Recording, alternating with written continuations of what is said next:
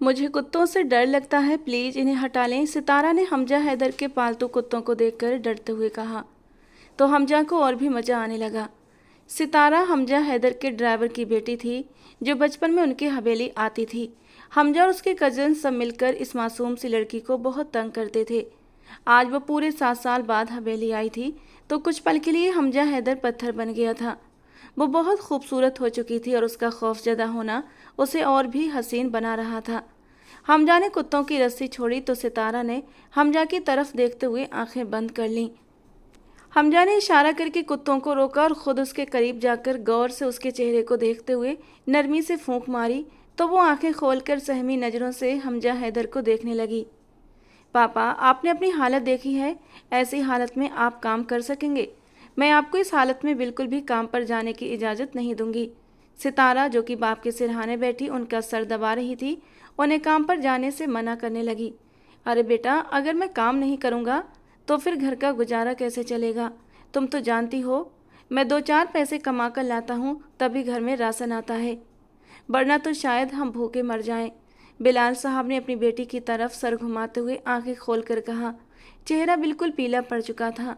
कमजोरी इतनी आ चुकी थी कि बात करते हुए भी जबान अटक रही थी। जानती हूँ पापा कि आप कमाते हैं तभी घर चलता है, वरना तो शायद हम भूखे मर जाएं। लेकिन मैं आपको इस हालत में कभी भी काम करने की इजाज़त नहीं दे सकती। लेकिन हाँ, अगर कमाना ज़रूरी है तो फिर मैं आपकी जगह पर जाऊंगी और आंटी जी से बात भी कर लूँगी। जब तक आप अच्छी तरह सेहतमंद नहीं हो जाते, तब तक मैं उनके घर का काम कर दिया करूंगी। इस तरीके से आपकी नौकरी भी नहीं जाएगी और घर में 2-4 पैसे भी आते रहेंगे। सितारा ने बीच का रास्ता निकाला।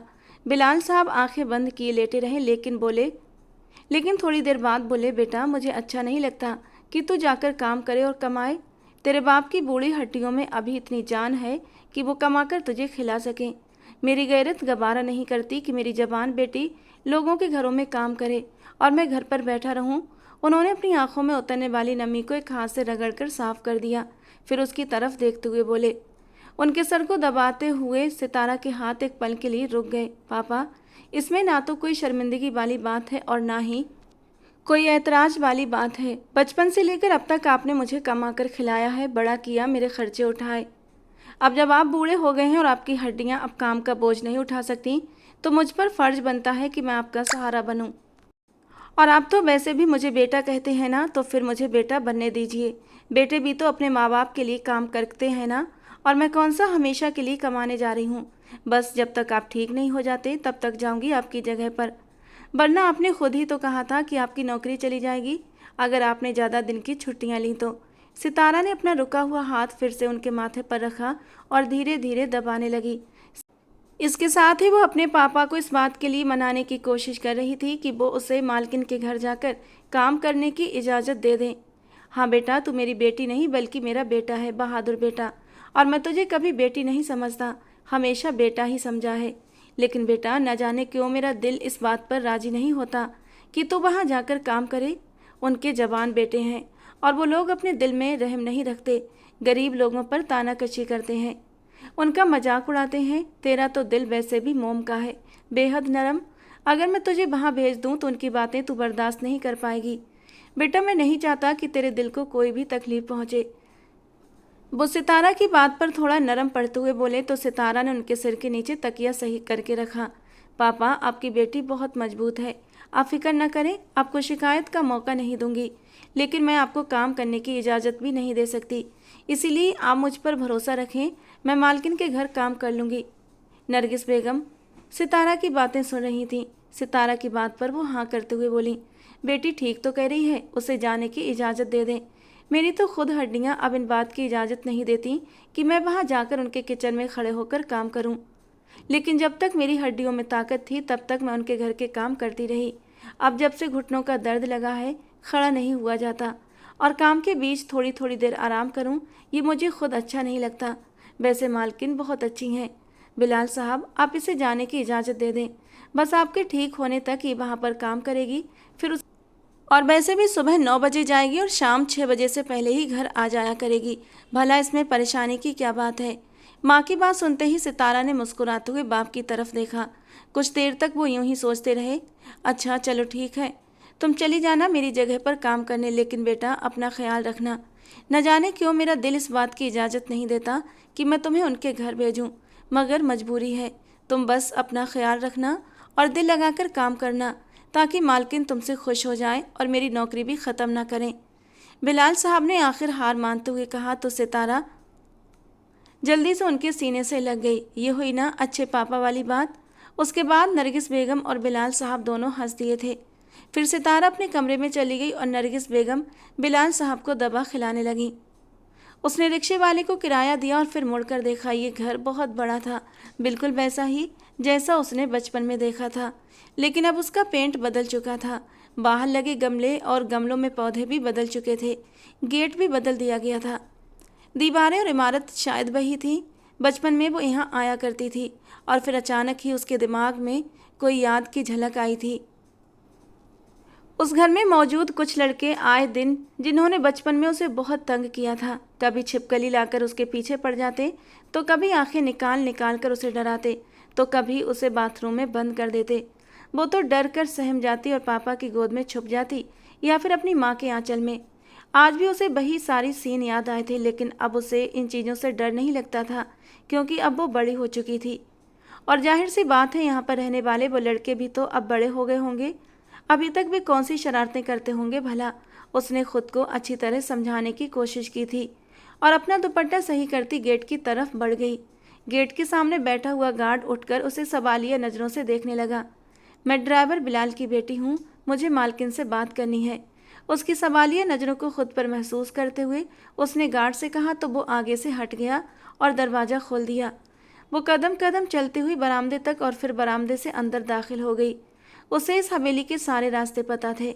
बचपन की यादें अभी तक उसके दिमाग से हटी नहीं थीं।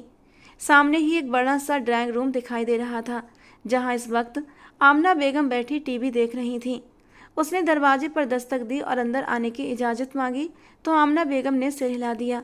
वो उनकी तरफ बढ़ गई। अस्सलाम वालेकुम आंटी जी, मैं आपके ड्राइवर की बेटी हूँ। मेरा नाम सितारा है। पापा की तबीयत ज़्यादा ख़राब है। काफ़ी दिनों से उन्हें बहुत तेज़ बुखार है, साथ ही उनकी शुगर भी बढ़ चुकी है। डॉक्टर ने उन्हें आराम करने के लिए कहा है। वो कुछ दिन काम पर नहीं आ सकेंगे। उन्होंने मुझे बताया कि रेहान साहब ने पापा से कहा था अगर वो 2 दिन से ज़्यादा छुट्टी करेंगे तो उनकी नौकरी चली जाएगी। पापा नहीं आ सकते, बस इसीलिए आंटी जी मैं आ गई हूँ। मैं भले ड्राइविंग नहीं कर सकती, लेकिन आप मुझे घर के दूसरे काम बता सकती हैं। मैं घर के सारे काम बहुत अच्छे से कर लेती हूँ। जब तक पापा नहीं आ जाते तब तक मैं उनकी जगह यहाँ पर नौकरी करना चाहती हूँ। आप प्लीज़ पापा की जगह मुझे काम दे दें, आपकी बड़ी मेहरबानी होगी। हमारे घर का गुजारा बहुत मुश्किल से होता है। यहीं आपके घर से कुछ 2-4 पैसे मिलते हैं तो हमारा घर चलता है। माँ भी बीमार है और पापा भी, और मुझे इस वक्त काम की बेतहाशा ज़रूरत है, इसलिए प्लीज़ मना मत करना। वो बेबसी से सिर झुकाए उनके सामने खड़ी थी। आमना बेगम को उसकी बातें बेहद पसंद आईं। इस लड़की ने एक ही सांस में बिना किसी जवाब का इंतजार किए अपनी बात कह दी थी। हाँ, मुझे तुम्हारे पापा की कॉल आई थी और उन्होंने मुझे तुम्हारे बारे में बताया। तुमसे मिलकर खुशी हुई। तुम जाओ, तुम्हें खाना पकाना और बाकी घर के सभी काम करने होंगे। आते हैं ना, जैसे झाड़ू, बर्तन, पोछा, डस्टिंग वगैरह। आमना बेगम उठते हुए बोली। उसने तुरंत सिर हिला दिया। जी आंटी जी, मैं सारा काम कर लेती हूँ, आप बेफिक्र रहें। आप मुझे बस कहें, मैं वही काम करूँगी जो आप कहेंगी। उसने बड़े ही दावेदारी से कहा। ये अदा आमना बेगम को बहुत पसंद आई थी। इत्तफाक से उनकी इस वक्त काम पर आने वाली नौकरानी भी अपने गांव छुट्टियों पर गई हुई थी और आमना बेगम सोच रही थी कि अब क्या करेंगी। उन्हें बहुत अच्छा लगा कि ये लड़की उनके काम आ सकती है। ठीक है, चलो मैं तुम्हें किचन में सारा काम समझा देती हूँ। सबसे पहले दोपहर का खाना बनाना है, उसके बाद घर की सफाई, झाड़ू, पोछा, डस्टिंग और फिर कमरों की सफाई, सारा कुछ करना है। फिर उसके बाद कपड़े धोकर इस्त्री करने हैं। बहुत सारा काम पड़ा है।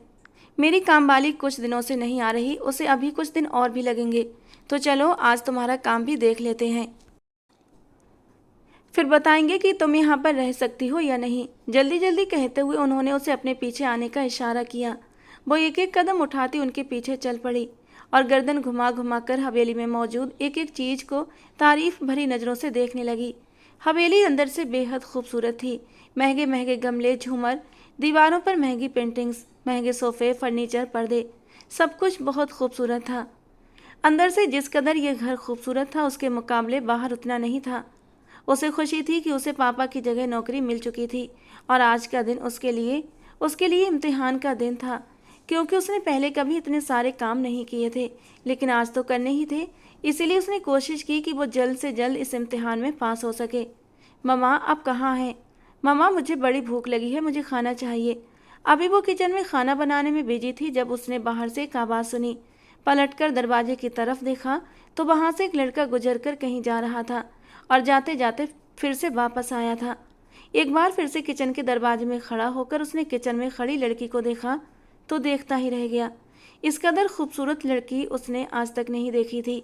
लेकिन ये लड़की थी कौन और यहाँ क्या कर रही थी, और फिर आज से पहले कभी नज़र क्यों नहीं आई जो उसे आज नजर आ रही थी। इससे पहले कि वो आगे बढ़कर कुछ पूछता, पीछे से आमना बेगम की आवाज़ उसके कानों में पड़ी। जी हमजा बेटा, मैं इधर हूँ। ड्राइंग रूम से आवाज़ लगाकर उन्होंने सोफे के ऊपर से उसे झांका था तो वो किचन में जाने की बजाय उनकी तरफ चला गया। मम्मा, ये लड़की कौन है? ड्राइंग रूम में दाखिल होते ही वो अपनी भूख भूल कर उस लड़की के बारे में पूछ रहा था जो अभी अभी उसे किचन में काम करती हुई दिखाई दी थी। अरे ये तो सितारा है, अपने बिलाल अंकल की बेटी। जानते तो होगे तुम, क्योंकि बचपन में तुम्हारे साथ काफ़ी खेली कूदी है ये। आमना बेगम ने अखबार पढ़ते हुए नॉर्मल से अंदाज में कहा। सितारा ने एक नज़र सामने खड़े हमजा को देखा था। वो पहले से काफ़ी बदल गया था और फिर दोबारा से अपने काम में बिजी हो गई, जबकि वो तो हैरत से कभी किचन की तरफ देखता तो कभी अपनी माँ की तरफ। ओ गॉड मम्मा, ये लड़की सितारा है, बिलाल अंकल की बेटी। लाजवाब, मैंने कभी सोचा नहीं था कि वो इतनी हसीन हो सकती है। आखिरी बात उसने अपने होठों ही होठों में दोहराई थी। क्या कह रहे हो तुम? तुम्हारी बात मुझे समझ नहीं आई, थोड़ा ज़ोर से बोलो। अखबार देखते हुए आमना बेगम ने उसकी तरफ देखा, क्योंकि वो इतने धीरे से बड़बड़ाया था कि उनकी समझ में नहीं आया, जबकि वो बस हल्का सा मुस्कुरा दिया। नहीं, कुछ नहीं मम्मा, भूख लगी है, मेरे लिए खाना लगवा दीजिए। नाश्ता भी नहीं किया था आज मैंने। उसने रिमोट उठाकर टीवी ऑन कर दिया था। सितारा बेटा, छोटे साहब के लिए खाना लगाओ, बल्कि ऐसा करो हम दोनों के लिए लगा दो, फिर मुझे कहीं जाना भी है, हम साथ बैठकर आज लंच कर लेते हैं। आमना बेगम ने सितारा को आवाज़ लगाते हुए कहा, लेकिन हमजा ने ये बात सुनी ही नहीं थी, क्योंकि उसका दिमाग तो सिर्फ और सिर्फ अभी तक उसी लड़की पर अटका हुआ था। एक पल के लिए उसके दिमाग में वो बचपन के सारे मंजर घूम गए थे जब वो उसके साथ खेला करती थी और वो उसे कैसे तंग करता था। बचपन से लेकर अब तक उसके दिमाग में जो चीज़ रची बसी थी वो यही थी कि गरीबों को अपने बराबर नहीं लाया जाता, उन पर अपनी अमीरी का रौब झाड़ा जाता है और उनकी बेबसी का तमाशा देखकर खुशी महसूस की जाती है, क्योंकि गरीब लोग जो होते हैं वो पैदा ही होते हैं अमीरों की गुलामी करने के लिए। आखिर हमारे जरिए ही तो इन गरीबों का पेट पलता है। ये सारी बातें उसके पापा हमदानी साहब ने उनके दिमाग में डाली थी। हमदानी साहब को गरीबों से चिढ़ थी, जबकि इसके उलट आमना बेगम नरम दिल की औरत थी। हमजा और रेहान दोनों भाई अपने पापा के रंग में रंगते चले गए थे।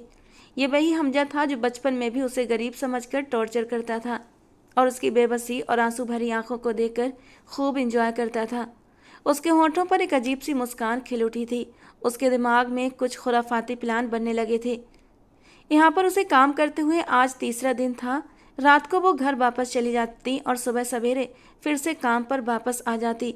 उसे लगा था कि इतना काम वो कैसे कर पाएगी, लेकिन ये इतना मुश्किल भी नहीं था, क्योंकि इस घर में ज़्यादा लोग नहीं थे। हमजा के पापा हमदानी साहब का तो 2 साल पहले ही हार्ट अटैक से इंतकाल हो गया था। अब सारा बिजनेस हमजा के बड़े भाई रेहान के हाथ में था, जबकि हमजा पूरा दिन अपने दोस्तों के साथ आवारागर्दी करता फिरता था, इसीलिए काम पर ज़्यादा ध्यान नहीं देता था। उसके पापा की तबीयत अभी भी ख़राब थी, इसलिए वो यहीं पर काम कर रही थी। आमना बेगम किसी काम से अपने दोस्त के घर गई हुई थी और घर की सफाई व दूसरे काम की जिम्मेदारी उसी पर थी। उसने किचन साफ करने के बाद पूरे घर की सफाई की और अब आंगन में लगे पौधों को पानी दे रही थी, जब उसने देखा हमजा हैदर आंगन में 2 बड़े कुत्तों के साथ घूम रहा है। कुत्ते इतने बड़े थे कि वो उन्हें देखते ही डर गई थी। उसकी उड़ी उड़ी रंगत और सहमी सहमी शक्ल देखकर हमजा के दिमाग में खुराफाती प्लान बन चुका था।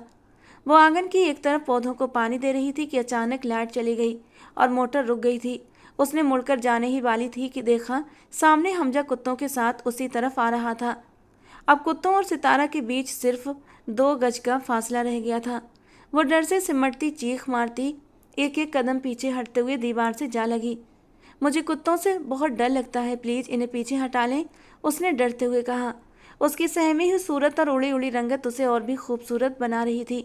उसे दूर से देख रहा था हमजा। उसका जी चाह रहा था कि वो उसके करीब जाए, उसे करीब से देखे, उसके गालों को छूकर महसूस करे क्या वे सच में इतने गुलाबी और नरम हैं जितने दूर से लगते हैं। उसके बालों को छूने की भी इच्छा हो रही थी, लेकिन उसने खुद को रोका। अब बचपना नहीं था, वे दोनों जवान हो चुके थे। उसे और तंग करने के लिए उसने कुत्तों की रस्सियों को ढीला कर दिया। जैसे ही कुत्ते भागते हुए उसके करीब आए, सितारा ने डर से आंखें बंद कर लीं। उसके माथे पर पसीना और आंखों से आंसू बहने लगे। उसका दिल जोर जोर से धड़कने लगा। उसे लगा ये उसका आखिरी वक्त है। हमजा ने इशारों से कुत्तों को रोका और उसके करीब पहुंच गया। वो अब भी आंखें बंद किए खड़ी थी, जैसे आंखें खोलते ही खुद को मरा हुआ पाएगी। उसने गौर से उसके चेहरे को देखा। वो वाकई बेहद हसीन थी, जैसे दूध और मक्खन से गूंथकर बड़ी फुर्सत से बनाई गई हो। उसके माथे पर चिपके गीले बाल हटाने की उसे चाहत हुई थी। न जाने क्यों वो उन बालों से जलन महसूस करने लगा था। उसने जोर से फूंक मारी और बाल एक जगह से दूसरी जगह चले गए, जबकि सितारा ने झटके से आंखें खोली और हमजा को इतना करीब पाकर एकदम से चौंक गई। उसने पहली बार उसे इतने करीब देखा था। जब से वो यहाँ पर आई थी, उसने उसे आंख भरकर भी नहीं देखा था, बल्कि जहाँ पर भी वो होता वहाँ से बचकर निकल जाती थी। हमजा ने कुत्तों की रस्सियाँ मजबूती से थाम रखी थीं, लेकिन उसका ध्यान पूरी तरह उसी लड़की पर था। वो आसपास की हर चीज़ भूल चुका था। इतना हसीन चेहरा और इतनी मासूमियत उसने पहले कभी नहीं देखी थी। उसे यकीन नहीं हो रहा था ये वही लड़की है जिसे बचपन में गरीब समझकर वो जलील किया करता था, और आज वही उसके हुस्न का दीवाना बन रहा था। लेकिन इसके बावजूद भी वो इस बात को मानने के लिए तैयार नहीं था। हमजा जी, प्लीज़ इन कुत्तों को आप मुझसे दूर हटाइए, मुझे जाकर और भी काम करने हैं। काफ़ी देर वो उसको देखती रही और वो ऐसे ही घूरे जा रहा था। तभी वो झुंझलाकर बोली थी, तो वो अपने होश में लौट आया। क्या कहा तुमने? इन्हें दूर हटा लूँ? ये लो, हटा लिया। ये कहकर उसकी बेबसी को देखते हुए उसने कुत्ते और भी उसके करीब कर दिए। एक कुत्ता जोर से भौंका तो वो डर के मारे अपना मुंह दोनों हाथों में छुपाकर फूट फूट कर रोने लगी। हमजा हैदर जोरदार कहकहा लगाकर अपने दोनों कुत्तों को साथ लिए वापस पलट गया, जबकि फूट फूट कर रोती हुई वो लड़की उसे दूर तक जाते हुए देखती रही। जाते जाते हमजा ने पलटकर सितारा की ओर देखा था और अब वो हंस रहा था। सितारा को यूं लगा जैसे वो उसकी गरीबी का मजाक उड़ा रहा हो। उसे अपने पापा की बात याद आई कि तुम उनकी कोई भी बात, कोई भी शरारत बर्दाश्त नहीं कर पाओगी। वो बातें उसे दुखी कर गईं। उसे बुरा लगा, लेकिन फिर अपने पापा का चेहरा याद आते ही उसने खुद को मजबूत कर लिया। आंसू पोंछते हुए वो एक नए इरादे के साथ खड़ी हुई और अपने काम में लग गई। अपने दोनों हाथों से आंखें रगड़कर वो आंसू साफ करते हुए एक बार फिर से पौधों को पानी देने लगी। बिजली आ चुकी थी और मोटर एक बार फिर से चल चुकी थी। उसने सारे पौधों को पानी देने की तैयारी फिर से कर दी। क्या हुआ सितारा बेटा, आज तुम बहुत खुश लग रही हो? वो गुनगुनाती हुई शीशे की टेबल की डस्टिंग कर रही थी जब आमना बेगम ने मुस्कुराने की वजह पूछी। उसे यूँ खुश देखकर वो भी खुश हो गई थी। वो एक बहुत ही नरम दिल औरत थी। अपने नौकरों के साथ बेहद नरमी का बर्ताव करती थी, उन्हें खुश रखने की छोटी छोटी वजह देती। लेकिन आज सितारा को बेवजह खुश देखकर वो पूछे बिना न रह सकी। जी आंटी जी, खुश तो मैं बहुत हूँ, उसने बस छोटा सा जवाब दिया। अरे तो वही तो पूछ रही हूँ, इस खुशी की वजह क्या है? तुम्हारे पापा ठीक हो गए या फिर तुम्हारी अम्मी की तबीयत अब बेहतर है? आमना बेगम ने गौर से उसका जायजा लेते हुए उसके माँ बाप के बारे में पूछा तो उसने मुस्कुराते हुए उनकी तरफ देखा। पापा भी ठीक हो जाएंगे और अम्मी भी जल्दी ही ठीक हो जाएंगी, लेकिन आज तो मैं किसी और ही बात पर खुश हूँ। उसने थोड़ी देर के लिए डस्टिंग करता हुआ हाथ रोककर फिर से डस्टिंग करना शुरू कर दी थी। आज इससे यहाँ पर काम करते हुए पूरे 2 हफ्ते हो गए थे और इन 2 हफ्तों में उसने हमजा की बहुत सी शरारतें बर्दाश्त की थीं। अपना मजाक उड़ाने से लेकर ताने तक सुनने तक। वो उसकी गरीबी का आज भी वैसे ही मजाक उड़ाता था जैसे बचपन में किया करता था। बचपन में तो वो अपनी माँ के आंचल में छुप जाया करती थी, जो उस वक्त किचन में काम कर रही होती थी, या फिर बाहर ड्राइविंग सीट पर बैठे अपने पापा की गोद में जाकर बैठ जाती। लेकिन अब तो उन दोनों में से कोई भी यहाँ पर मौजूद नहीं था। यहाँ उसे खुद ही खुद को मजबूत करना था।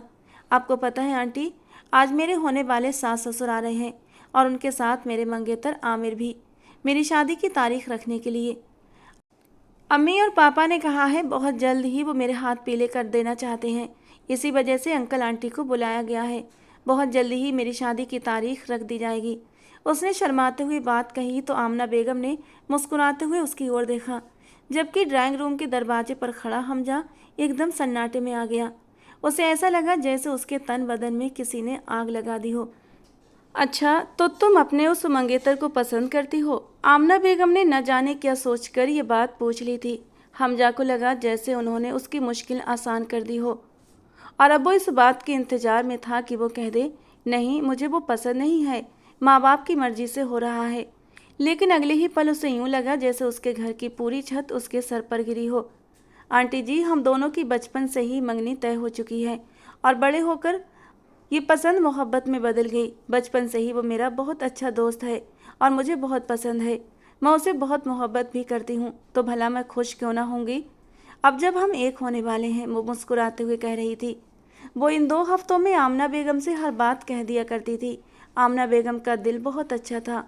उनका बर्ताव सारे नौकरों के साथ प्यार भरा ही होता था, और इसी अच्छे व्यवहार की वजह से आमना बेगम और सितारा के बीच अच्छी खासी दोस्ती हो चुकी थी। दोनों अक्सर एक दूसरे के साथ खुशियों में व्यस्त रहती तो वक्त का पता नहीं चलता। आमना बेगम उसकी बात पर मुस्कुरा रही थी, जबकि ड्राइंग रूम के दरवाजे पर खड़ा वो इंसान एकदम से लाल हो चुका था।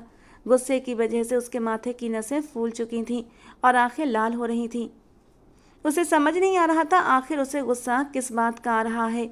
सितारा की शादी हो रही है इस बात पर, या वो किसी और लड़के को प्यार करती है इस बात पर, या फिर इस बात पर कि अब वो शादी करके हमेशा के लिए यहाँ से चली जाएगी। उसे कुछ भी समझ नहीं आ रहा था, लेकिन बस उसे गुस्सा आ रहा था। वो जो कोई ना कोई ताना कसने के इरादे से सितारा को तंग करने जा रहा था, वहीं से वापस लौट गया। उसका बस नहीं चल रहा था कि जाकर सितारा के साथ साथ उस लड़के को भी ख़त्म कर दे, लेकिन फ़िलहाल उसे अपने कमरे में जाकर ये सारा गुस्सा निकालना था। तो वो भागता हुआ अपने कमरे में चला गया था और कमरे का दरवाज़ा ज़ोर से बंद किया। दरवाज़ा इतनी ज़ोर से बंद हुआ था कि दरवाज़ा नीचे ड्राइंग रूम तक आवाज़ आई थी। आमना बेगम फ़ौरन उठकर उसकी तरफ गई। उन्हें पता चल चुका था कि हमजा अपने कमरे में जा चुका है, लेकिन जब तक वो वहाँ पहुँची हमजा दरवाजे को अंदर से बंद कर चुका था। उन्होंने कई आवाज़ें लगाईं, लेकिन हमजा ने दरवाज़ा नहीं खोला। वो सोच में पड़ गई आखिर हमजा किस बात पर गुस्सा हुआ होगा, क्योंकि वो अक्सर गुस्से में ऐसे ही दरवाज़ा ज़ोर से बंद करता था। वो गहरी सोच में डूबकर बैठ गईं और साथ ही साथ हमजा को लेकर परेशान भी थीं। पता नहीं ये लड़का कब अपने जज्बातों के खोल से बाहर निकलेगा। जरा जरा सी बात पर जज्बाती हो जाता है और गुस्से से लाल पीला होकर अपना ही नुकसान करता है। अब पता नहीं किस बात पर गुस्सा होकर दरवाज़ा बंद करके बैठ गया है। वो परेशान सी होकर सोचों में डूब गई थी। उसकी आंख खुली तो वो किसी कमरे में एक नरम मुलायम बिस्तर पर सो रही थी। उसका दिमाग एक झटके में सुन्न सा हो गया था। आंखें खोलकर इधर उधर देखा, कमरे में कोई मौजूद नहीं था और जहाँ तक नज़र जाती अंधेरा ही अंधेरा था। रोशनदान से आती हल्की रोशनी में उसने दीवारों को टटोलना शुरू किया और फिर जल्दी से दरवाजे तक पहुँच गई। ये वो कमरा नहीं था जहाँ वो रहती थी। वो तो 1-2 छोटे कमरों के घर में अपने माँ बाप के साथ रहती थी, जहाँ इतनी भी जगह नहीं होती थी। सिर्फ इतनी सी होती या तो दो चारपाइयाँ टिक जाती या ज़रूरी सामान रखा जा सके। लेकिन ये न जाने कौन सी जगह थी। जिस घर में वो काम करती थी वहाँ का भी कमरा उसे नहीं लग रहा था, क्योंकि उसे हर कमरे का अच्छे से पता था। लेकिन इस कमरे की दीवारों को छूकर महसूस हो रहा था ये उस घर का हिस्सा नहीं है। वो घबराकर जल्दी से दरवाजे तक आई और ज़ोर ज़ोर से पीटने लगी। कोई है, मुझे यहाँ से बाहर निकालो। मैं कहाँ हूँ, कोई मुझे बताओ। आखिर मुझे यहाँ लाने वाला कौन है? मैंने किसी का क्या बिगाड़ा है? प्लीज़ मुझे इस कमरे से बाहर निकालो, मुझे डर लग रहा है। वो पूरी ताकत से चिल्लाई। उसने अपना सारा जोर दरवाजे को पीटने में लगा दिया। काफ़ी देर तक दरवाज़ा पीटने के बाद भी कोई उसकी मदद को नहीं आया था और ना ही बाहर से किसी ने कोई आवाज़ लगाई थी। यूँ लग रहा था जैसे यहाँ कोई मौजूद ही ना हो। थक हार कर वो वापस बिस्तर पर आकर दोनों हाथों से चेहरा ढककर रोने लगी। ये उसके साथ क्या हो गया था? वो तो उनके घर में काम कर रही थी, फिर यहाँ कैसे आ गई? वो याद करने की कोशिश करने लगी कि उसके साथ हुआ क्या था, लेकिन उस दिन उस वक्त क्या हुआ था कुछ भी याद नहीं आ रहा था। वो सारी स्थिति को समझने की कोशिश कर रही थी, लेकिन इस उलझी डोर का कोई सिरा उसके हाथ नहीं आ रहा था। वो परेशानी में सिर थामे बैठी थी कि तभी दरवाज़ा खोलने की आवाज़ आई थी। ऐसा लगा जैसे बाहर से कोई ताला खोल रहा हो। उसने झटके से सिर उठाकर देखा और जल्दी से खड़ी हो गई। दरवाज़ा खुला और ढेर सारी रोशनी अंदर आई। आने वाले इंसान का चेहरा वो नहीं देख पाई थी, क्योंकि इतने समय तक अंधेरे में रहने के बाद अचानक रोशनी आंखों में पड़ते ही उसकी आंखें चौंधिया गई थीं। वो शख्स धीरे धीरे चलता हुआ उसके करीब आया। पूरा कमरा उसकी आंखों के सामने घूमने लगा, क्योंकि वो कोई और नहीं बल्कि हमजा था। वो उसके कुछ बोलने का इंतजार करने लगी। उसके दिमाग में एक पल के लिए ये ख्याल आया कि ज़रूर हमजा ने उसे तंग करने और उसकी गरीबी का मजाक उड़ाने के लिए उसे इस कमरे में बंद किया होगा। लेकिन अगले ही पल उसकी ये गलतफहमी दूर हो गई जब हमजा ने कहा, बहुत शौक हो रहा था ना तुम्हें मुझसे दूर जाने का, अब मुझसे दूर जाकर दिखाओ, देखो क्या हाल करता हूँ तुम्हारा। बाहर की दुनिया को लगेगा कि तुम अपने माँ बाप की नाक कटाकर किसी आशिक के साथ फरार हो गई हो, लेकिन कोई नहीं जान पाएगा कि तुम इस वक्त मेरे पास हो। तुम्हारे मुंह से जब ये सुना कि तुम किसी और से प्यार करती हो और वो आज तुम्हारी शादी की तारीख पक्की करने के लिए आ रहा है, तो जानती हो मेरी क्या हालत हुई थी। ऐसा लगा जैसे मैं अंगारों पर लौट रहा हूँ। फिर मैंने सोचा कि मैं अपना प्यार किसी और की झोली में क्यों डालूं। तुम पर सिर्फ मेरा हक है, हमजा हैदर का, और तुम तो क्या, कोई भी मेरा यह हक मुझसे छीन नहीं सकता। मैं अपना हक सामने वाले के गले से भी निकाल कर खींच लूँगा, समझी तुम। और अब तुम इसी कमरे में कैद रहोगी जब तक तुम पूरी तौर पर मेरी नहीं हो जाती। वो आंखें फाड़े सामने खड़े उस इंसान की बातें सुन रही थी। उसे तो ऐसा लग रहा था जैसे किसी ने उसके कानों में गरम गरम शीशा पिघलाकर डाल दिया हो। ये कैसी बातें कर रहे हो आप, होश में तो हैं? मुझे लगता है आपका दिमाग ख़राब हो गया है, इसीलिए आप ऐसी बहकी बहकी बातें कर रहे हैं। कहाँ आप और कहाँ मैं। और आप इस तरह मेरे साथ ज़बरदस्ती कैसे कर सकते हैं। जाइए और अपने स्टेटस की कोई लड़की ढूंढिए, उसके साथ अपना मन बहलाएं, उससे इश्क लड़ाइए। मेरे साथ ये सब करने की ज़रूरत नहीं है। बहुत उड़ा लिया आपने मेरी गरीबी का मजाक, अब इससे आगे मुझसे बर्दाश्त नहीं होगा। मुझे हैरत हो रही है आपकी सोच पर। पहले तो आप मेरी गरीबी का मजाक उड़ाते थे, आपको कोई भी गरीब, कोई भी भिखारी पसंद नहीं था। फिर भला आप ये कैसे कह सकते हैं कि आप मुझे पसंद करने लगे हैं। और देखिए मिस्टर हमजा हैदर, उसने उंगली दिखाते हुए उसे टोक दिया। आज वो सब कुछ भूल चुकी थी कि सामने खड़ा इंसान उसका मालिक है और वो उसकी नौकरानी। मेरे दिल में आपके लिए ऐसी कोई भी फीलिंग्स नहीं है। मैं अपने मंगेतर से मोहब्बत करती हूँ और उसी से शादी करूँगी। खुदा के लिए आप इस बात को समझें और मुझे जाने दें, वरना। कहते कहते वो फूट फूट कर रो पड़ी। उसे समझ नहीं आ रहा था इन हालात से वो कैसे निपटे। आज पहली बार वो उसके सामने इस कदर खुलकर बोली थी, जबकि वो सुनी अनसुनी करते हुए उससे मुंह मोड़ गया। मैं कुछ नहीं जानता, मैं जानता हूँ तो सिर्फ इतना कि तुम मुझे पसंद हो, और जो चीज़ मुझे पसंद आ जाए मैं उसे किसी दूसरे के लिए नहीं छोड़ सकता। उसने अटल अंदाज में कहा तो वो बेबसी से उसकी तरफ देखकर रह गई। ये पल ही पल में क्या से क्या हो गया था। ये इंसान इतना सख्त था, फिर कैसे उसकी मोहब्बत में इस कदर नरम पड़ गया था कि वो उसे किसी और का होने देना नहीं चाहता था। तुमने ये बात कही ना कि आज वो तुम्हारा रिश्ता पक्का करने के लिए आ रहे हैं, तो मैं तुम पर किसी और की नज़र तक पड़ने नहीं देना चाहता। बस तुम मेरी हो, फिर पूरा का पूरा किसी और का हक तुम पर बर्दाश्त कैसे करूँगा। इसीलिए मैंने वही किया जो मुझे बेहतर लगा। मैंने तुम्हें घर से उठाकर यहाँ अपने फार्म हाउस में रख लिया, और अब वहाँ पर तुम्हारे माँ बाप, मेरी माँ, सब तुम्हें ढूंढ ढूंढ कर पागल हो रहे होंगे।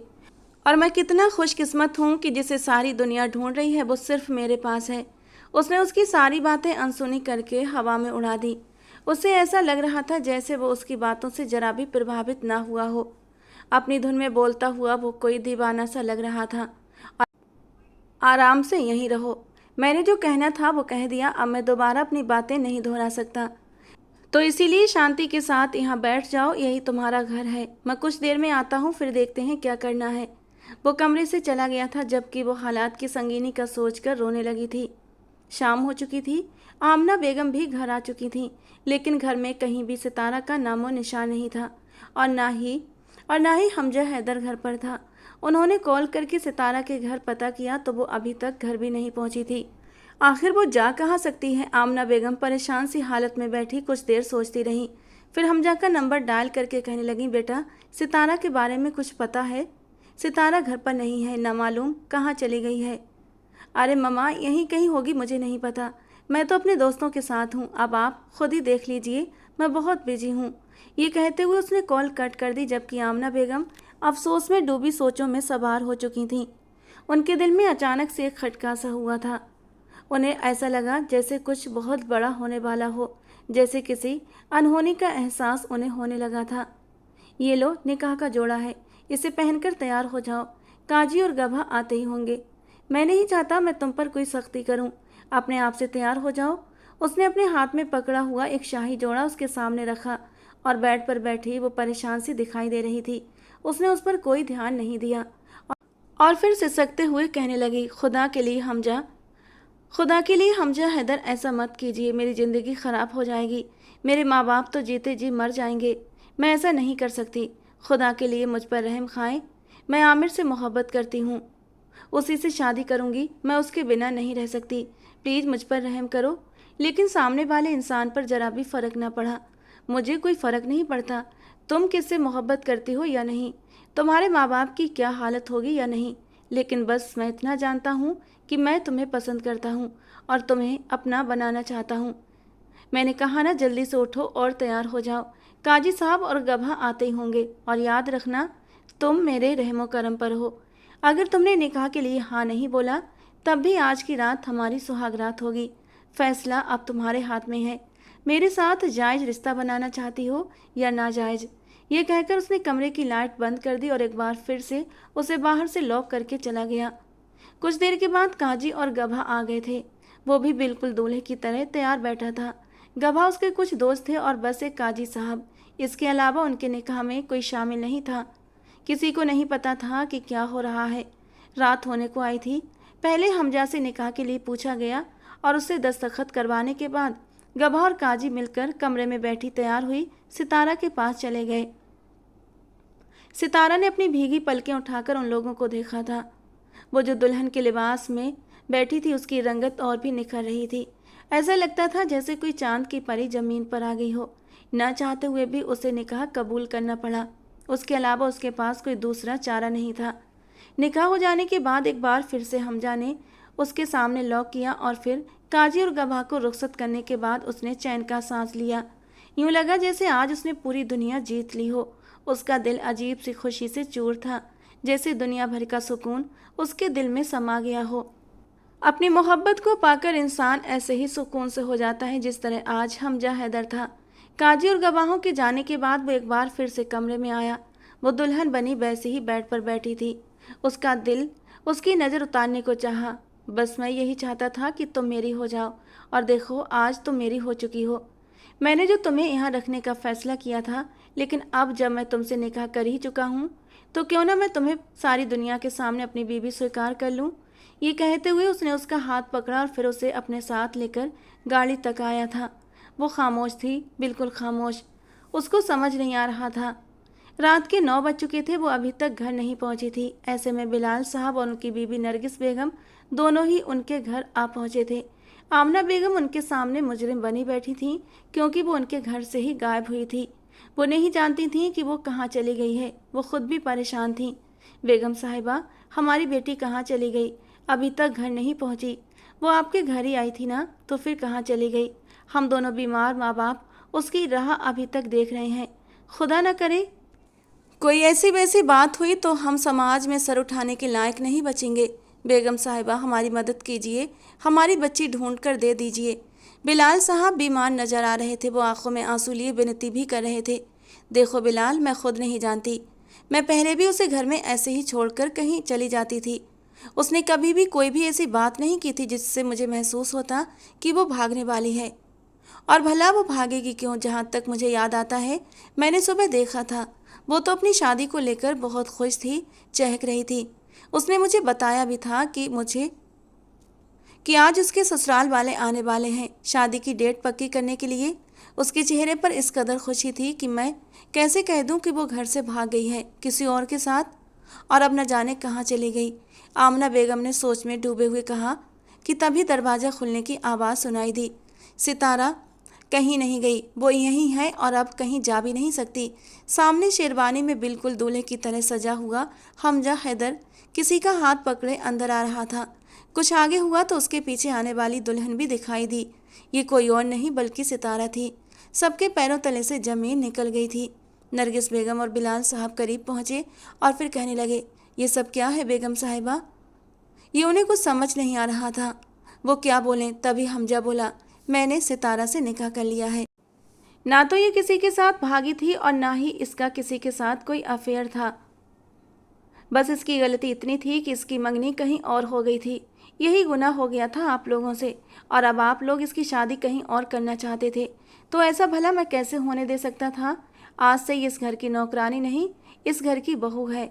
मैं किसी की भी कोई भी बात सुनना नहीं चाहता और ना ही कुछ कहना चाहता हूँ। मुझे जो सही लगा वो मैंने कर दिया। मुझे माफ़ कीजिएगा बिलाल अंकल, लेकिन मैं सितारा को ऐसे नहीं छोड़ सकता था। उसने एक ही साथ सारे सवालों के जवाब दे दिए थे। सितारा पीछे मुजरमों की तरह सर झुकाए खड़ी थी। उसे सबकी नज़रें खुद पर तीर की तरह बरसती नजर आ रही थीं। नरगिस बेगम जल्दी से आगे बढ़ते हुए कहने लगी, सितारा ये तूने क्या कर दिया? मैंने तुझे ये सब कुछ तो नहीं सिखाया था। क्या मेरी परवरिश में कोई कमी रह गई थी? नरगिस बेगम ने उसके बाजू को जोर से दबोचते हुए कहा तो वो जल्दी से आगे बढ़ा और उनका हाथ सितारा के बाजू से छुड़ाते हुए कहा, नरमी से बात कीजिए मेरी बीबी से। वो अब सिर्फ आपकी बेटी ही नहीं, मेरी बीबी भी है। इसीलिए मैं किसी को इजाज़त नहीं देता कि कोई मेरी बीबी पर इस तरह सख्ती करे। तो आप दोनों को भी इस बारे में पता हो चुका है। अब आप दोनों जा सकते हैं, या फिर ऐसा करें, मैं आपके लिए यहीं एक कमरा साफ़ करवा देता हूँ। आप आज की रात यहीं रुक जाएं। आप दोनों बूढ़े और बीमार लोग कहाँ जाएंगे? ये कहते हुए उसने नौकर को आवाज़ दी और फिर उन दोनों के लिए कमरा साफ़ करवाने का कह दिया। जबकि इतनी देर से पत्थर बनी खड़ी आमना बेगम जल्दी से आगे बढ़ी थीं। उन्हें तो बिल्कुल भी यकीन नहीं हो रहा था कि उनका बेटा ये सब कुछ कर जाएगा। हमजा, ये तूने क्या कर दिया? तू होश में तो है?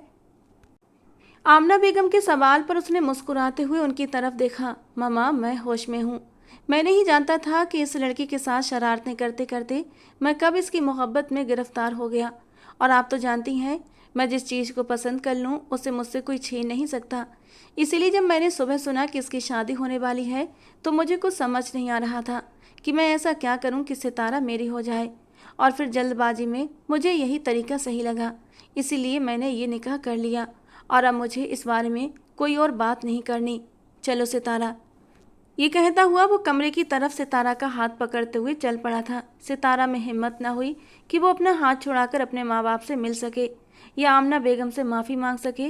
वो तो ऐसे चल रही थी जैसे उसके वजूद में जान ना हो, खाली जिस्म हो जिसे वो अपने साथ घसीटता फिर रहा था। बिलाल साहब और नरगिस बेगम दोनों के लिए कमरा साफ करवा दिया गया था। दोनों मियाँ बीबी एक दूसरे की तरफ देखते हुए आंसू साफ कर रहे थे। उन्हें समझ नहीं आ रहा था कि जो कुछ हुआ उसमें उन्हें खुश होना चाहिए कि उनकी बेटी इतने बड़े घर की मालकिन बन गई थी, या उन्हें इस बात का मातम मनाना चाहिए कि अब वो लोगों की बातों का क्या जवाब देंगे। आमना बेगम तो खुद हैरान और परेशान खड़ी थीं, लेकिन इसके बावजूद वो बिलाल और नरगिस बेगम का दुख समझ रही थीं। आखिर को वो एक बेटी के बाप थे, वो समाज को क्या मुँह दिखाते। वो दोनों को लेकर गेस्ट रूम में आ चुकी थीं। उन्हें बाहर ठहराने के बाद वो अपने कमरे में भी आ गई थीं। ये बात उनके लिए खुशी की थी कि सितारा उनकी बहू बनी थी, क्योंकि सितारा से उन्हें पर्सनली तौर पर बेहद लगाव हो गया था। उनके दिल में ये ख्याल भी आया था कि काश सितारा जैसी लड़की ही उनकी बहू बने। उन्होंने तो एक बार ये सोचा भी था कि अगर सितारा ही उनकी बहू बन जाए तो फिर क्या कहने, लेकिन उन्होंने अपना ख्याल उसी वक्त झटक दिया था, क्योंकि कुछ भी कहो सितारा उनके घर की नौकरानी थी।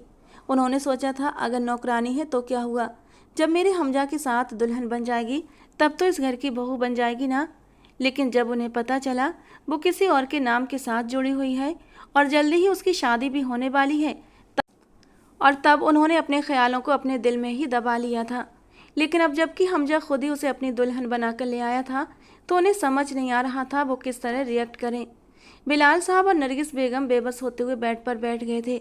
अब रात के अंधेरे में वो इस वक्त घर भी वापस नहीं जा सकते थे और यहाँ अपनी बेटी को अकेला छोड़ने का उनका मन भी नहीं कर रहा था, क्योंकि उन्होंने सितारा की आंखों में आंसू देख लिए थे।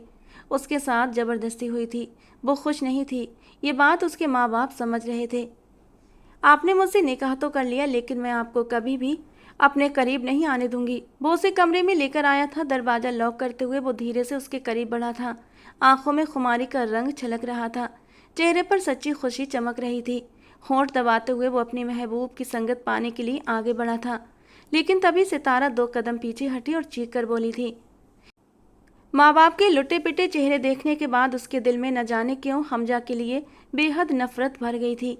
वो नहीं जानती थी कि उसके होने वाले सास ससुर आए थे या नहीं। ये खबर जब आमिर ने सुनी होगी तो उस पर क्या गुजरी होगी, वो ये बात भी नहीं जानती थी। लेकिन उसका दिल इस वक्त बुरी तरह जख्मी था। उसकी ज़िंदगी ने जो अचानक ये पलटा खाया था, वो बस उसमें उलझ कर रह गई थी। उसके दूर हटने पर हमजा के चेहरे पर एक रंग आया और चला गया। सितारा, ये क्या हरकत है? मैं तुम्हारा शौहर हूँ, लेकिन अगर एक ज़बरदस्ती मैंने तुम पर की है तो चलो, अब तुम्हारी बात भी मान सकता हूँ। मुझे कोई जल्दी नहीं है, मुझे तो यही सुकून है कि तुम मेरी बन चुकी हो। वो 2 कदम और भी उसके करीब आया था। पीछे दीवार होने की वजह से वो उससे सटकर खड़ी हो गई थी। हमजा ने उसे कमर से पकड़कर अपने करीब किया। तुम्हें बता नहीं सकता कितना खुश हूँ मैं तुम्हें अपने कमरे में देखकर, अपनी बीवी के रूप में। वो उसके चेहरे और गर्दन से बाल हटाते हुए अपनी गर्म सांसें उसके चेहरे पर छोड़ रहा था। भारी और मदहोश आवाज में वो धीरे से बोल रहा था, जबकि सितारा बुरी तरह उलझने लगी थी। मेरे करीब नहीं आना चाहती, ये रिश्ता आगे नहीं बढ़ाना चाहती? कोई बात नहीं, मैं तुम्हारी बात मान सकता हूँ। जब तक तुम खुद नहीं कहोगी, मैं तुम्हारे करीब नहीं आऊँगा। उसकी उसकी नज़रों में अपने लिए इतनी नफरत देखकर न जाने क्यों हमजा को बेहद तकलीफ हुई थी। जाओ, जाकर चेंज कर लो। तुम यहाँ बेड पर सो जाओ और मैं सोफे पर सो जाऊँगा, उसने नरमी से उसे खुद से अलग करते हुए कहा। तो सितारा हैरत से उसकी तरफ देखती रह गई। वो इतना सख्त इंसान जिसने ज़बरदस्ती उससे निकाह कर लिया था, इतनी जल्दी उसे दूर होने के लिए कैसे मान गया था? खैर, जो भी था उसके लिए अच्छा ही था, क्योंकि वो अभी खुद भी इस रिश्ते के लिए खुद को तैयार नहीं कर पा रही थी। वो जल्दी से जाकर बाथरूम में घुस गई थी, जबकि जबकि हमजा वहीं चुपचाप सोफे पर बैठ चुका था। अब तक जो कुछ हुआ था वो बड़ी आसानी से हो गया था, लेकिन आगे जो कुछ होने वाला था शायद इतना आसान नहीं था। सितारा शावर लेने के बाद इस सोच में डूबी खड़ी थी कि अब वो शादी का जोड़ा दोबारा नहीं पहन सकती थी और उसके पास दूसरे कपड़े पहनने के लिए नहीं थे। जब उसे बाथरूम में काफ़ी देर हो गई तो बाहर से हमजा ने आवाज़ लगाई, सितारा जल्दी करो यार, मुझे भी नहाना है। सितारा बुरी तरह घबराई थी। मेरे पास कपड़े नहीं हैं, अंदर से उसकी मरी मरी सी आवाज़ आई और हमजा को अब ध्यान आया कि उसके तो कपड़े ही नहीं हैं। उसने अपना एक लोअर और टी-शर्ट निकाला और बाथरूम के दरवाजे के पास आकर कहा, ये लो, आज की रात इसी से काम चला लो, कल तुम्हारे लिए सारा सामान आ जाएगा। सितारा ने जरा सा दरवाज़ा खोलकर कपड़े लिए और फ़ौरन दरवाज़ा बंद कर लिया। उसकी फुर्ती देखकर हमजा धीरे से मुस्कुरा दिया था। जब वो फ्रेश होकर बाहर आई तो हमजा काफ़ी देर तक उसे देखता रह गया। वो ढीले ढाले कपड़ों में जैसे कहीं गुम हो गई थी। शर्ट की आस्तीनें ऊपर तक फोल्ड कर रखी थीं, नीचे से लोअर भी काफ़ी ऊपर तक आ रहा था। इसके बावजूद उसकी नाजुक काया उन कपड़ों में कहीं गुम हो चुकी थी। उसकी नज़रों से घबराती हुई वो जल्दी से बेड पर आई और सोने की तैयारी करने लगी, जबकि वो अपनी मुस्कुराहट दबाए बाथरूम की तरफ बढ़ गया। वो बाथरूम से आया तब तक वो कंबल में लिपटी या तो सो चुकी थी या सोने की तैयारी कर रही थी। अपना तकिया उठाकर हमजा सोफे की तरफ बढ़ गया। कभी कभी एक नज़र सितारा की तरफ भी देख लेता। आज नहीं तो कल मेरी मोहब्बत को तुम ज़रूर समझोगी सितारा, मुझे पूरा यकीन है। उसने अपना तकिया अपने सीने से लगाया और सोने की कोशिश करने लगा। सुबह जब उसकी आँख खुली तो सितारा बेड पर नहीं थी, वो पहले ही बाहर जा चुकी थी। फ्रेश होता वो बाहर आया, उसकी बेकरार नज़रें सितारा को ढूंढ रही थीं। आमना बेगम ने भी उसकी नज़रों का मतलब समझ लिया था। उनका बेटा किसी चीज़ के लिए इतना सीरियस होगा उन्हें अंदाज़ा नहीं था, लेकिन सितारा थी कि जानबूझकर उसके सामने नहीं आ रही थी। उसने सबका नाश्ता भी रानी के जरिए टेबल पर लगवा दिया था और जब नाश्ता टेबल पर लग गया तब आमना बेगम ने कहा, नाश्ता करो, तो वो और भी ज़्यादा बेचैन हुआ था।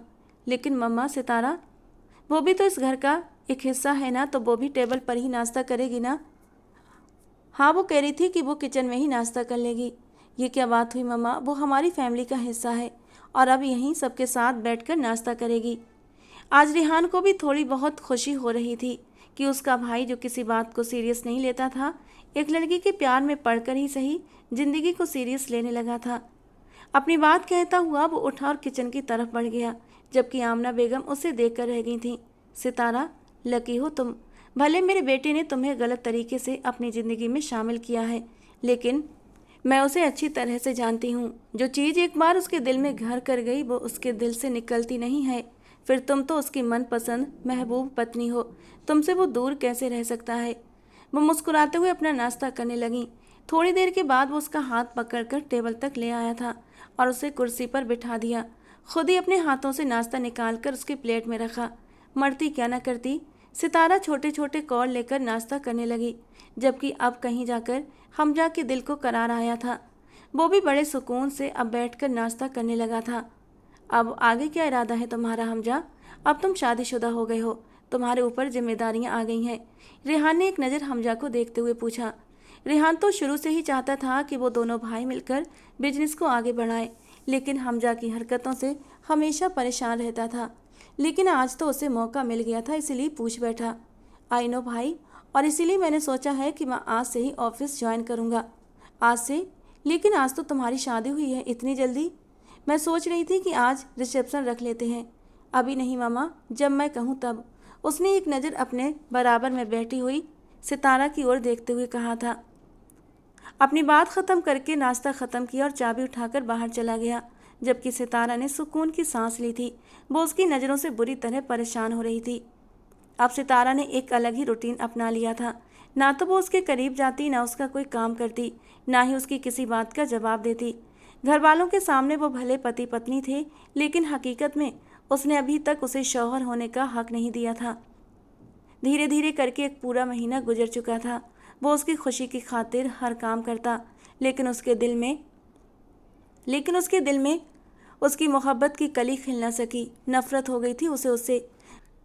बचपन में वो गरीबी की वजह से उस पर ताने कसता था, जलील करता, यहाँ तक कि यहाँ काम करने के दौरान भी वो ऐसा ही करता था। फिर अचानक ही उसे उससे मोहब्बत हो गई और उसने ज़बरदस्ती अपनी अमीरी और ताकत का रौब झाड़ते हुए उससे निकाह भी कर लिया। वो आखिर खुद को समझता किया था। नफ़रत में वो उसकी तरफ देखना भी गवारा नहीं करती थी। नरगिस बेगम और बिलाल साहब तो अपने घर चले गए थे। उन्होंने भी शादी को कबूल कर लिया था, क्योंकि उन्हें ये तो पता था कि आमना बेगम दिल की बहुत अच्छी हैं और वो उनकी बेटी को कोई तकलीफ़ नहीं होने देंगी।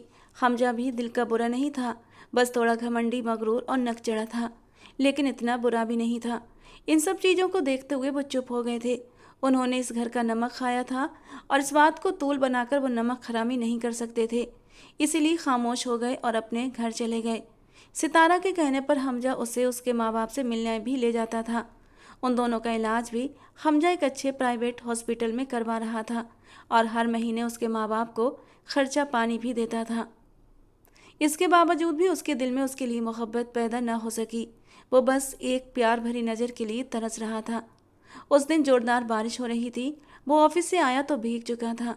नहाने की जल्दी में सीधा बाथरूम में घुस गया, लेकिन उसे नहीं पता था कि बाथरूम में पहले से ही सितारा है। वो सामने खड़ी सितारा को इस हाल में देखकर पलकें झपकाना भूल गया था, जबकि सितारा ने गुस्से में हाथ बढ़ाते हुए तौलिया उठाकर अपने ऊपर लपेटा था और आगे बढ़ते हुए एक जोरदार थप्पड़ उसके गाल पर रख दिया। जानबूझकर करते हो ना ऐसी हरकतें, जिससे कि तुम मेरी हालत का फ़ायदा उठाकर मेरे करीब आ सको, मेरे वजूद को पा सको। तुम्हारी मोहब्बत सिर्फ और सिर्फ मेरी खूबसूरती को पा लेने तक है। ये सुनकर हमजा बुरी तरह हर्ट हुआ था। उसी वक्त कमरे से निकल आया और सीधा गार्डन में चला गया। वो बारिश में बाहर काफ़ी देर तक खड़ा रहा। सर्दी हद से बढ़ चुकी थी। आमना बेगम उसे अंदर बुला रही थीं। यहाँ तक कि उन्होंने सितारा से भी कहा कि तुम जाकर उसे बुला कर लाओ, लेकिन वो सितारा के बुलाने पर भी नहीं आया। ऐसे ही बारिश में भीगता रहा। उसके अंदर एक आग जल रही थी और बारिश के ठंडे पानी में उसे थोड़ा सा सुकून मिल रहा था। काफ़ी देर बारिश में खड़ा होने के बाद वो खुद ही अंदर आ गया, लेकिन जब अंदर आया तो बुरी तरह ठंड से काँप रहा था। फ्रेश होने के बाद वो बेड पर आया और कंबल में दुबक कर लेट गया। थोड़ी ही देर गुजरी थी जब सितारा को उसके हल्के हल्के कराहने की आवाज़ें सुनाई दी। वो बुरी तरह बेचैन हुई थी। समझ नहीं आ रहा था वो करे तो क्या करे। वो एक कदम उसकी तरफ बढ़ाती और दोबारा से वापस हो जाती। फिर जब उसके दिल को चैन नहीं आया तो हल्का सा कंबल हटाकर उसने उसके माथे पर हाथ रखा था और उसका दिल एकदम से धक से रह गया था, क्योंकि वो बुखार में बुरी तरह तप रहा था। कुछ दिन से हमजा ने सितारा के आगे पीछे भागना भी बंद कर दिया था, क्योंकि वो थक चुका था। हालांकि उसके माँ बाप का वो लगातार ध्यान रखता था, लेकिन सितारा की बेरुखी उसे खटकने लगी थी और इसीलिए वो उसको खुद से धीरे धीरे दूर करने लगा था। लेकिन उसका यूँ दूर जाना सितारा को बुरी तरह चुभने लगा था। वो चाहती थी कि वो जिसने उसके आगे पीछे घूमता था वैसा ही किया करे, लेकिन हमजा की तरफ से ये सब कुछ अब ख़त्म हो चुका था। लेकिन आज आज जब वो बुखार की शिद्दत से बेहोश बेड पर पड़ा था तो उसके शरीर से जान निकल गई थी। वो जल्दी से दरवाजे के पास आई। आंटी आंटी प्लीज़ जल्दी आइए, हमजा की तबीयत ठीक नहीं है। और फिर उन दोनों ने जल्दी से डॉक्टर को घर पर बुला लिया। इतनी बारिश में उसे लेकर डॉक्टर के पास नहीं जा सकते थे। वो उनका फैमिली डॉक्टर था। उसने आते ही जल्दी से उसका चेकअप किया, उसे इंजेक्शन दिया और दवाइयाँ देते हुए कहा, शायद ही किसी बात की कुछ ज़्यादा ही टेंशन ले रहे हैं। इनका बीपी भी थोड़ा बढ़ा हुआ है, टेम्परेचर भी बहुत ज़्यादा है। आप इनका ख्याल रखें, इन्हें खुश रखने की कोशिश करें और कोशिश कीजिएगा कि जल्द से जल्द ये होश में आ जाए। अभी बुखार तेज है, मैंने इंजेक्शन दे दिया है। जैसे ही होश में आए इन्हें ये दवा दे देना। ये कहते हुए डॉक्टर चला गया। लेकिन सारी रात उसे होश नहीं आया। वो ऐसे ही बुखार में तपता रहा। आमना बेगम बहुत परेशान थी और उधर सितारा की भी जान पर बनी हुई थी। न जाने क्यों सितारा की आंखें छलक पड़ी और वो अचानक ही आमना बेगम के गले लगकर रो पड़ी। प्लीज़ इससे कहें ये होश में आ जाए, मैं इसे इस हालत में नहीं देख सकती। वो जो कुछ देर पहले तक उससे नफरत का दावा कर रही थी, अब उसके बीमार होने पर उसके लिए रो पड़ी थी। शायद मोहब्बत की नाजुक कली उसके दिल में भी खिल चुकी थी। आमना बेगम ने उसे तसल्ली दी, बेटा कुछ नहीं होगा, वो जल्दी ही ठीक हो जाएगा। मैं भी यहीं तुम्हारे पास हूँ। वो आंसू पोंछते हुए अलग हुई। नहीं आंटी, आप परेशान मत हो, मैं हूँ यहाँ पर। आप जाएं, जाकर आराम करें। ज़बरदस्ती उन्हें अपने कमरे में भेजने के बाद वो उसके सिरहाने बैठ गई। काफ़ी देर तक उसका सर दबाती रही, उसके होश में आने का इंतजार करती रही, लेकिन सब बेकार। फिर उसने वुजू किया और जाए नमाज बिछा ली। सारी रात वो मुसल्ले पर बैठी उसके लिए दुआएं मांगती रही, बार बार दरूद पढ़कर उसके चेहरे पर फूंकती रही। सुबह के वक्त थोड़ी देर के लिए उसका हाथ पकड़े पकड़े वो बेड से टेक लगाकर सो गई थी, लेकिन उसकी जान निकल गई जब सुबह भी उसे होश नहीं आया। आमना बेगम रेहान और सितारा के साथ उसे लेकर हॉस्पिटल गई। डॉक्टर ने इमरजेंसी में उसे एडमिट कर लिया, क्योंकि उसका बीपी भी कंट्रोल नहीं हो रहा था, बुखार भी काफ़ी तेज था। अब तो आमना बेगम भी डर चुकी थी, जबकि सितारा का रो रो कर बुरा हाल था। थोड़ी देर के बाद डॉक्टर ने आकर कहा, हमने उनका ट्रीटमेंट शुरू कर दिया है, कुछ ही देर में उन्हें होश आ जाएगा। सितारा रोते हुए उसके पास बैठी थी। प्लीज़ होश में आ जाइए, खुदा के लिए, अब मुझसे आपकी ये हालत बर्दाश्त नहीं होती। मुझे नहीं पता था नफ़रत की आड़ में मेरी मोहब्बत इतनी बढ़ जाएगी कि मुझे आपसे इतनी मोहब्बत हो जाएगी। मेरे लिए आप सब कुछ हैं। आप ही हैं जिन्होंने मेरे माँ बाप के लिए इतना कुछ किया, मैं उसे भुला नहीं सकती। इसके बावजूद भी मैं आपसे नफ़रत करती रही। प्लीज़ होश में आ जाइए, मैं आपको सॉरी कहना चाहती हूँ। वो उसके सीने पर सर रखकर फूट फूट कर रो पड़ी थी और तभी अपने सर पर किसी की उंगलियों का एहसास महसूस किया तो वो चौंक उठी। ये हमजा का हाथ था। मैं ठीक हूँ मेरी जान, बल्कि बहुत खुश हूँ और खुदा का शुक्रगुजार भी। अगर वो मुझे बीमार न करता तो मुझे कैसे पता चलता कि मेरी जान मुझसे इतनी मोहब्बत करती है। आप ठीक हैं? वो एक झटके से उठी। क्या वाकई आपको होश आ गया? वो पागलों की तरह उसे छू छू कर देख रही थी और वो बस मोहब्बत से उसकी तरफ देखे जा रहा था। हाँ मेरी जान, मैं होश में आ गया हूँ। तुम्हारी मोहब्बत मुझे वापस खींच लाई है। वो एक बार फिर से उसके सीने से लग गई। वैसे सितारा, मैं ये सोच रहा हूँ, अगर मेरे बेहोश होने से तुम्हें मुझसे मोहब्बत हो सकती है तो मैं शादी की पहली रात ही बेहोश क्यों ना हो गया। क्या पता हमारी इतनी खूबसूरत रात बेकार नहीं जाती। उसने शरारत से कहा तो वो उसके सीने से हटकर मुंह फुलाकर बैठ गई। उस वक्त मैं बहुत गुस्से में थी, आपसे बिल्कुल भी बात नहीं करती। आपने मुझे बहुत रुलाया था, बचपन में भी और फिर अब बड़े होने के बाद भी।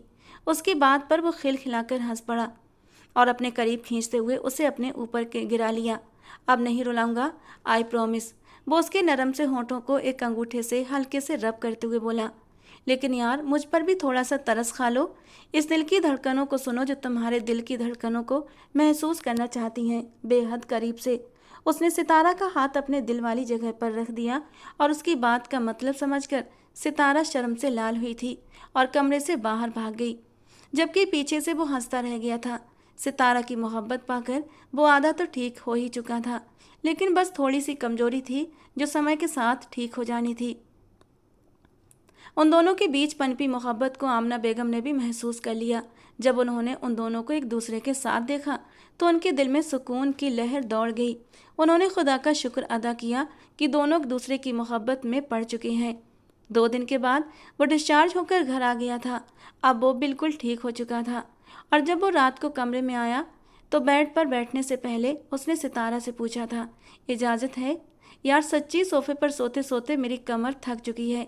जबकि सितारा शर्मिंदा हो गई, नजरें झुकाते हुए होंठ को चलने लगी, फिर धीरे से बोली, सॉरी।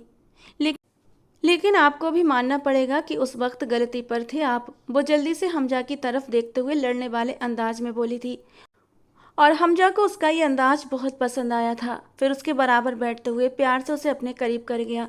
नरम वजूद का एहसास क्या मिला, वो मदहोश हुआ था। अगर उस वक्त गलती ना करता तो क्या कभी हम एक दूसरे को पा सकते थे? कभी नहीं। शायद मैं तुम्हें खो देता और पूरी ज़िंदगी इस दर्द में गुजार देता कि अगर उस दिन हिम्मत कर लेता तो आज मेरा प्यार मेरे पास मौजूद होता।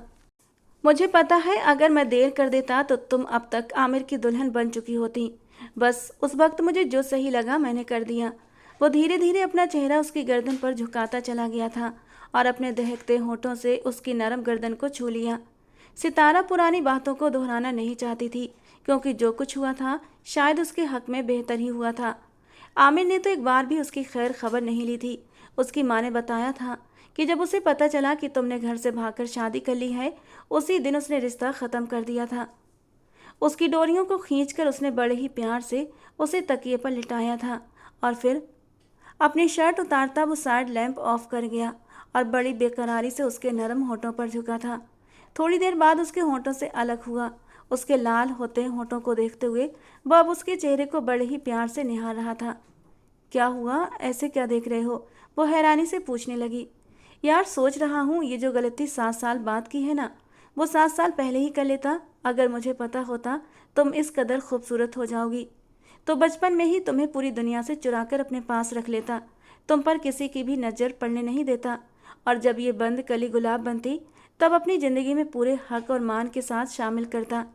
उसने झुककर उसकी आंखों में देखा। उन आंखों में अब डर नहीं था, बस मोहब्बत की नमी थी।